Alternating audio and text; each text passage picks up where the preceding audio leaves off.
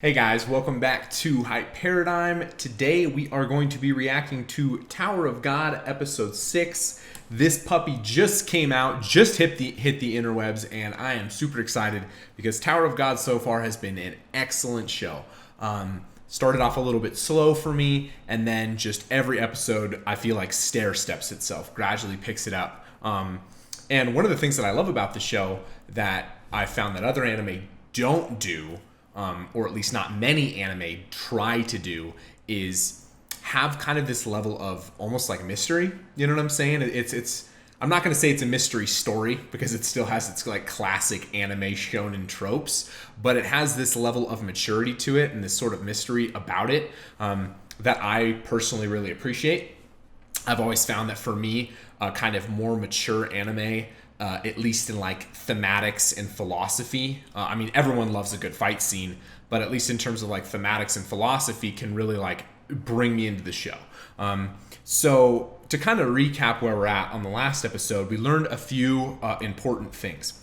Probably the most important of which is that at the end we saw Lero talking to his fellow test administrator, and they were discussing the fact that the tower in and of itself isn't necessarily for the purpose of achieving something. It's more so to eradicate problems, eradicate people with too much power, eradicate people with kind of extreme thoughts. And that really evoked a sort of like George Orwell 1984 vibe to me, kind of a big brother, we want to control the populace, don't think or do things outside of the norm, if you will. We want to keep the status quo.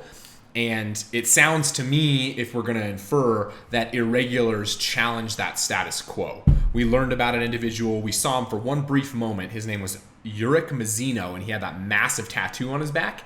And I think that he's going to be kind of evocative of that sort of against the grain character in the future. That would just be my total guess. But aside from that, obviously this show has extremely hype moments. We saw Bam in the last episode essentially turn into Shinsu, which was freaking crazy. Turned into that gold Shinsu and just flew into the sky. I mean, he obviously has some crazy inherent powers. At this point in time, he obviously hasn't really utilized them, but the notion is there. And then we basically ended with Rachel walking up to his room because Bam was recovering, and we're finally going to get an answer to what the heck is going on with her. Because I was fully under the impression when the show started that she was going to be kind of that ultimate goal of the show. Like Bam getting to her was going to be the arc of the show, and we literally met her in 4 episodes. Like what? So obviously that has nothing to do, and I haven't read the webtoon, guys, so obviously I don't know what's actually going to happen, but obviously that has nothing really to do. His pursuit of her doesn't have to do with the actual story. If anything, at this point, my guess would be, and you guys can put this one in the bank if I'm right, because that would be kind of cool. My guess would be that it's going to be kind of an overthrow the corruption situation, right? There's a level of corruption here, oppressing people. Like, I mean, we saw Bam was like working in like a mine or something underneath this tower at the beginning, and kind of overthrowing the corruption of this tower, who I think obviously Kun has implications in, because he already doesn't like this system. We can already infer that. Rack is just along for the freaking ride, and Bam, I think, will develop that dislike of that system. So I don't want to go too far there. I know this show is long as it is. So let's dive into this, guys, and let's check out Tower of God episode 6.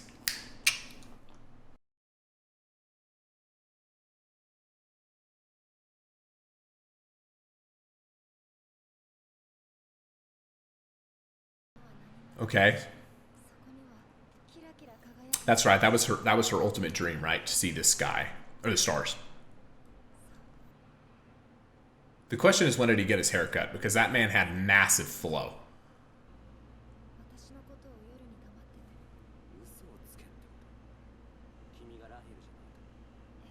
Huh?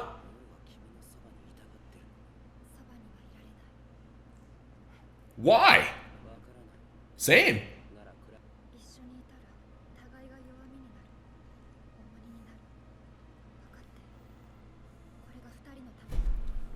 Okay. What the hell was Rack doing there? Oh my god, he's a softie! We knew it the whole time.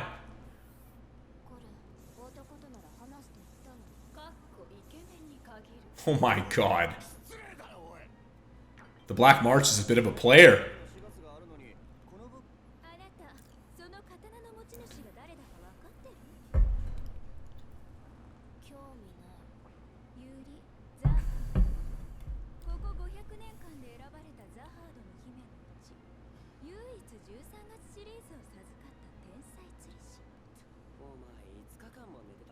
Five days, goodness. Oh shit.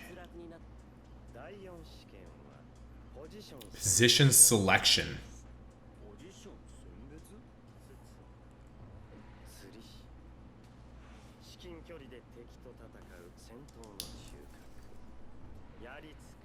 Oh my god, guys, this is too much. Oh my god, I can't. I'm just gonna absorb. Oh, this is so sick.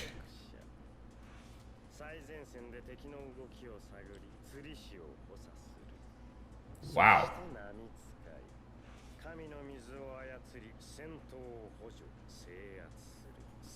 Dude, this is sick.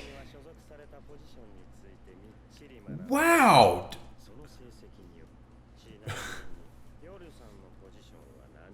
Good. Yeah. Aw, Coon, why are you playing in this game, man? Oh, shit. The boys... Oh, he's got a headband. Oh. Headbands, though.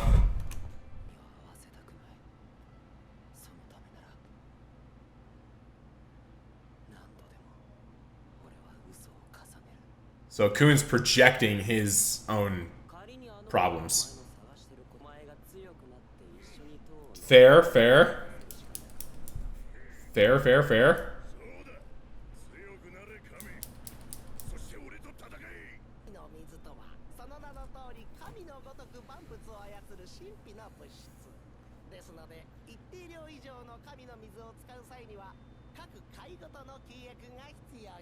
What in the hell is the teacher? So it's kind of like a connection to a god, if you will.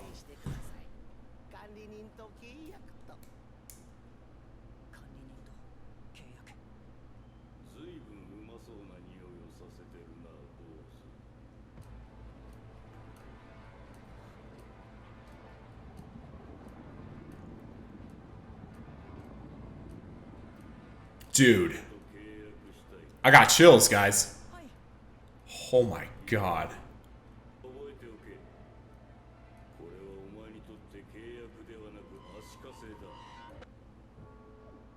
It's a shackle? Dude, that's so massive. Oh my god, guys, the implications there. Oh my god. Holy shit. Pen work, please, pen! Ouch. He's not weak either.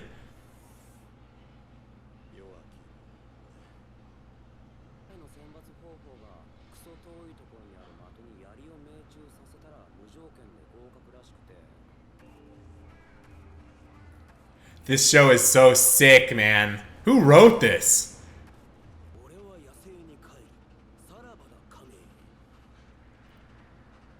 No! No! He's my favorite character.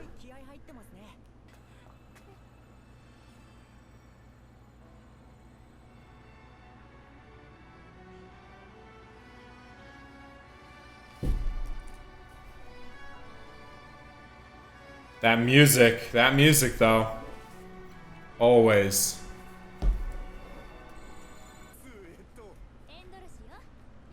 Oh, and Dorsey.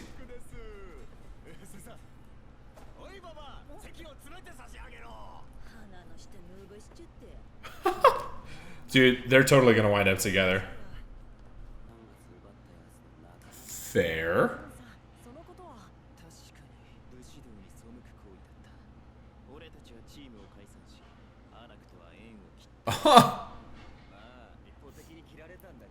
Okay.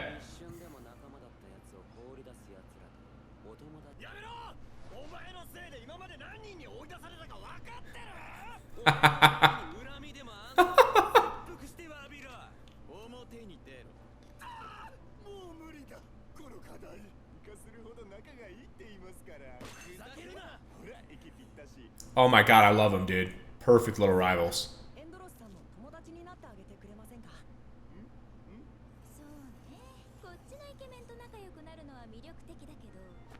Oh, it is. She is. I knew it. She is.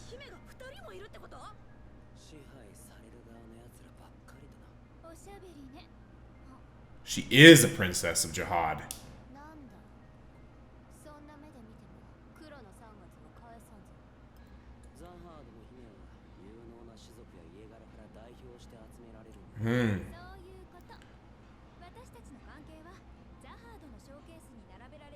Ah.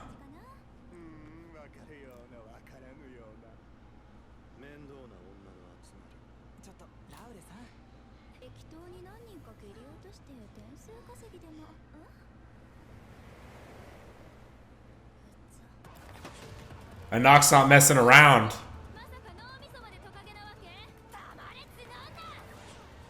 Horned woman. Just like a lizard calls her a horned woman.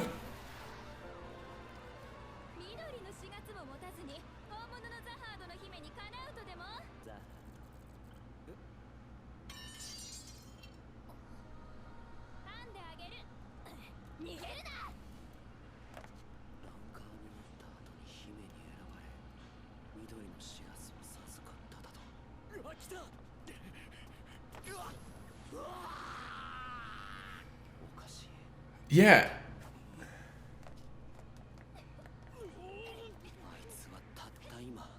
Yeah, that's what I was gonna say. That doesn't make sense. That's what I couldn't figure it out. Like, why are, if they've reached the top, then why are they doing this?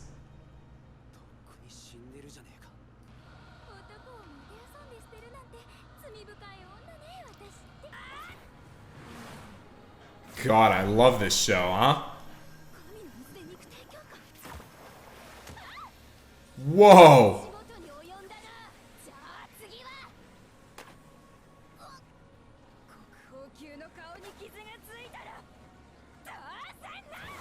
And Dorsey is cocky. She's cocky as hell.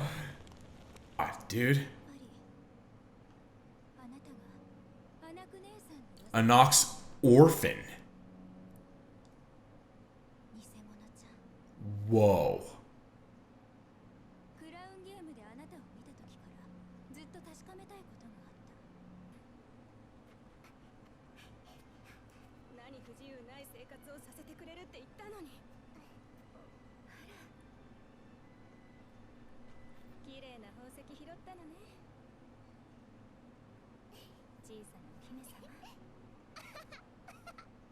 My goodness, man. What is going on here?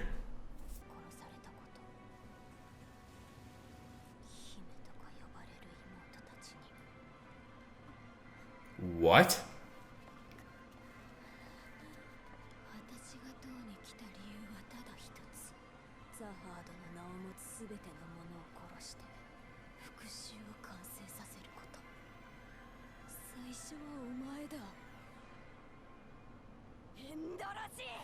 Holy shit, guys. A lot happened in that episode.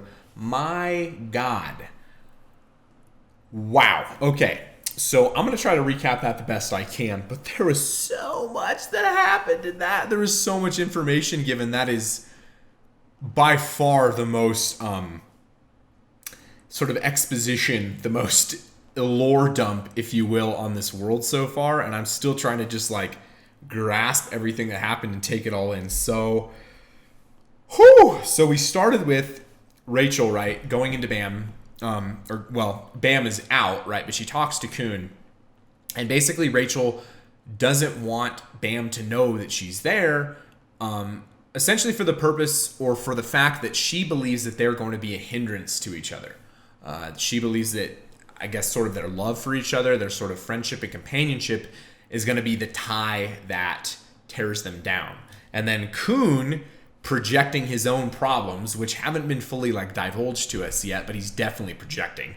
And he even mentions as much, like, I will not let the same thing happen to you as happened to me, because obviously he had something happen with a love interest, or a deep friendship. I don't even know, if it's a love interest, but same principle, right? And he just doesn't want to see Bam backstab. So basically him and Rachel are on the same page. They're like, sure, I won't tell him.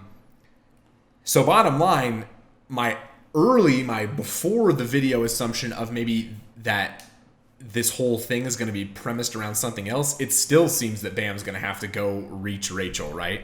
Now, later in the episode, and I want to keep this together, we did see Rachel kind of in a dream where she basically sort of sees that maybe her thought processes on this are not sound. She sees herself alone, and she sees Bam with a team, and Bam kind of reaching his goals, this like shimmering light, because he's giving into friendship, because he's giving into a team, right? We learned about I guess it would be 5 members of a team. You guys can correct me if I'm wrong on that. But it seems that there might be 5 members that comprise a team. They are, and I actually went back and found these names: Fisherman, Spear Bearer, Light Bearer, Scout, and Wave Controller. Now, I do not remember what all those do. The one I do distinctly remember is Wave Controller, because Wave Controller they described as kind of the director of the battle, because they control Shinsu, and that's Bam. So that's very easy, right, to remember who that's going to be. Oh, and Spear Bearer, very self-explanatory. Rack throws a spear, Spear Bearer, right? So those 2 I remember. But it seems to me that we're going to have a 5-man team. So if Khun, Bam, and Rack are a part of that team, then I'm assuming we might have to have 2 more. Maybe Hots and Shibisu. I don't know. It would definitely provide the comedic relief we want, right? We met a couple of other people throughout the episode. Ho Laro, we already met him, but we met him again. And Dorsey. Yeah, so man, oh man, there was just so much covered. We got to see the beginnings of that training, and now the biggest implication of the whole episode, I think the biggest takeaway was that Bam goes to make his contract with an administrator, right? And he winds up in front of this administrator, and who knows, it's just this giant creature in water. And he says, remember that this is not like a boon to you. This is a shackle. You are shackled with a contract. And that, to me, is very indicative of what we were talking about last episode, which is that Bam, as an irregular, has this inherent power that far surpasses anything that these other people are going to do. And the whole intent of this tower is to rein that shit in. So in giving Bam this contract, they basically reined in his powers. A shackle, right? Not a positive thing. That's what the administrator told him. Remember, it's a shackle. And I thought that was like, boom, right on the money with our earlier assumptions, right? The fact that Bam is super powerful in a regular, and they're trying to rein him, which who knows what's going to happen. Maybe we're going to have to find out. It's really cool, though. I really like that administrator thing. It's like, are there a bunch of different administrators? The show does a good job about having a lot of cool things, just a lot of cool things, and then toward the end, we did get a deeper understanding that Anak is, in fact, not Anak, the princess of Jihad. She's Anak's daughter, Anak's orphan, because the actual princess of Jihad, Anak, died. Wow. That was some really, because Anak talks about the fact that no princesses are really princesses, and that's what I couldn't figure out, and I'm still kind of confused on, is it's like, why isn't Dorsey climbing the tower? Why is she climbing the tower? I don't really understand. It's like, if you've already been claimed a princess, have you not already achieved what you want? Have you not already achieved the notoriety, the recognition you're looking for? I guess I don't understand. Now, Anak's orphan, I'm just going to refer to her as Anak. Anak's orphan climbing the tower makes sense because she's not actually a princess. She's after a goal, which is kill all the other princesses. But I don't understand why Endorsu would be climbing the tower. Oh my god, sorry guys. I know that was a bit scattered. I tried to keep it sequential and chronological, but there was so freaking much that happened. I do this like basically never with anime, but post this discussion, I might actually watch this again just to get a better grasp, because like I've told you guys before, I'm trying my absolute best. I hope you guys feel that. But watching in Japanese, listening in Japanese, reading in English, and then trying to actually absorb the animation and what's happening with the characters there's a lot to digest there. Not that I'm complaining, I'm just saying I'm trying to get it all together, right? But holy shit, good episode as always. Always love the Tower of God episodes.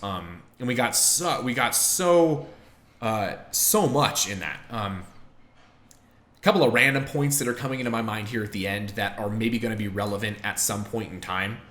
Yuri, the one who gave Bam the Black March, was said to be the only fisherman to ever become a princess. And a fisherman, we now know, is a member of the team. It's kind of the denotation for a certain member of the team. So it must be a position that's not typically, I don't know, like very powerful or who knows what, but obviously Yuri like went above and beyond that, so that's a random point. Yeah, we had the administrators that were like teaching them looking really weird. We had this like marshmallow guy, this marshmallow sort of looking like lamb sheep. I don't know what he was, dude, but he was freaking weird looking. Teaching them Shinsu control. So anyway, hopefully you guys enjoyed this reaction. Definitely tried to give as much input as I can. Like I said, the biggest takeaway, and sorry, I know this post is a little long, but the show had a lot. The biggest takeaway is that I think our initial thought process on this was correct. This Orwellian 1984, keep everyone under control, don't disrupt the status quo, and how they're doing that is almost like tricking them. Like shackle Bam with a contract that actually, even though you're telling him like, oh, you're getting power, you're getting control of Shinsu, it's actually restricting him, right? If he learned how to control his other power, he'd be fucking bonkers. You know what I'm saying? So anyway, hopefully you guys enjoyed. I appreciate you guys for watching. If you guys did enjoy, please feel free to leave a like, comment, and subscribe. Let me know what you guys think. Let me know if you guys want more of Tower of God. I'm really enjoying the show. And yeah, so I appreciate you guys, and I will catch you guys next time. Bye, guys.